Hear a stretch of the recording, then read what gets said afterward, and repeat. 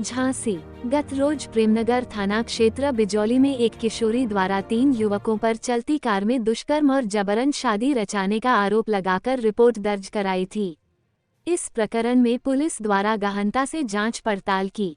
किशोरी द्वारा लगाए गए आरोपों और साक्ष्य संकलन (CDR) पर पूरा मामला फर्जी साबित हुआ। इस पर पुलिस ने शिकायत करने वाली किशोरी और उसकी बुआ तथा उसके भाई को हिरासत में ले लिया है। देर रात पुलिस लाइन में आयोजित पत्रकार वार्ता के दौरान एसएसपी ने जानकारी देते हुए बताया। अमित कुमार साहू की रिपोर्ट।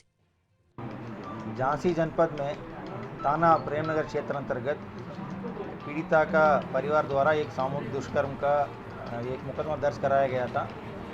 दर्ज करने के पश्चात जो नामजद अभियुक्त है उन दोनों को पुलिस ने पकड़ के पूछताछ शुरू की थी।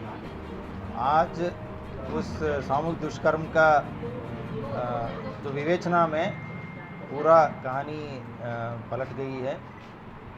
इसमें जो पीड़िता द्वारा जब शुरुआत में बताया गया कि घर से निकलते ही एक सफ़ेद गाड़ी में 2 लोग इनको बिठा कर ले गए थे, इस बात को पुष्टि करने के लिए घर के आसपास जो लगा हुआ सीसीटीवी कैमरा को देखा गया था। उसमें कहीं भी सफ़ेद गाड़ी तो नहीं दिख रही थी और लड़की अकेले देखते हुए दिखाई दे रही थी।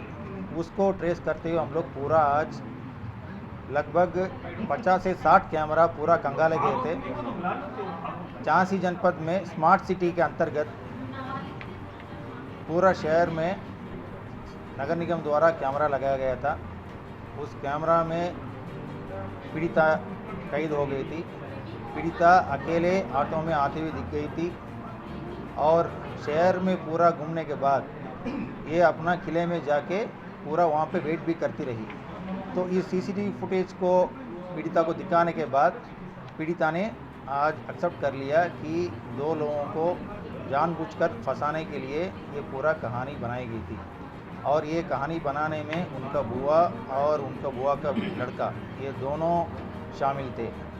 कहानी ये है कि जब पीड़िता एक लड़का से बातचीत कर रही है, उस लड़के के साथ शादी करने के लिए कहीं जाना चाह रही थी, उसको लेके घर से निकली थी।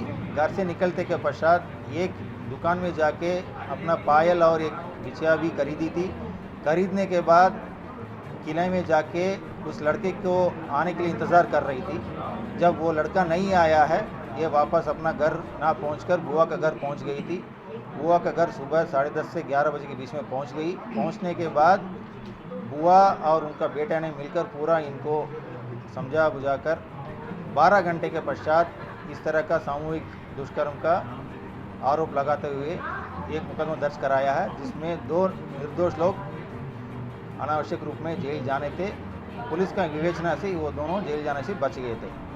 सेक्शन 22 पॉक्सो एक्ट का तहत जो फर्जी सूचना इस तरह देने वालों के खिलाफ कार्रवाई करने का प्राविधान है, उसके तहत पुलिस द्वारा कार्रवाई की जाएगी। दोनों आरोपी हैं, सर उनका क्या होगा? छोड़ दिए गए या गिरफ्तार कर लिए गए? जैसे अभी मैंने बताया, विवेचना के दौरान ये स्पष्ट रूप से क्लियर हो गया कि वो दोनों अभियुक्त इस घटना में शामिल नहीं थे, वो दोनों निर्दोष हैं। सर बुआ पकड़ ली गई है? जो मैंने अभी पहले बताया था कि सेक्शन 22 पॉक्सो एक्ट के तहत जो इसमें फर्जी सूचना देकर किसी व्यक्ति को फंसाने की कोशिश की है, उन लोगों के खिलाफ कार्रवाई